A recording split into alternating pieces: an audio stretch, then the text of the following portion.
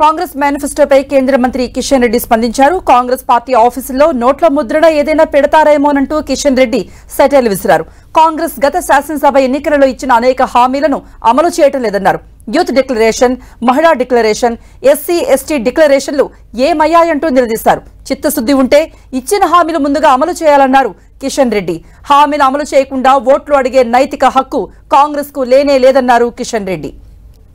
Congress party ఆఫీసులలో నోట్లు ముద్రించేటువంటి మిషన్లు పెడతారేమో, అన్ని ఆఫీసులలో నోట్లు ముద్రించేటువంటి మిషన్లు పెట్టి ఇస్తారేమో, నాకు తెలియదు.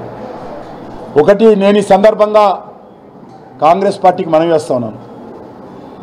గత శాసనసభ ఎన్నికల్లో schedule caste declaration, youth declaration, రైతు డిక్లరేషను, మహిళా డిక్లరేషన్ పేరుతో ఏవైతే హామీలు ఇచ్చారో, గ్యారంటీల పేరుతో 6 గ్యారంటీల పేరుతో తెలంగాణ ప్రజలకు 100 రోజుల్లో పూర్తి చేస్తామని ఏవైతే 100 రోజుల గ్యారంటీ హామీ ఇచ్చారో, ఎన్నికల ప్రణాళికలో ఏవైతే ఇచ్చారో, దమ్ము ధైర్యం ఉంటే, చిత్తశుద్ధి ఉంటే మీరు ముందుగా గత శాసనసభ ఎన్నికల్లో ఇచ్చినటువంటి హామీలు అమలు చేసి చూపండి.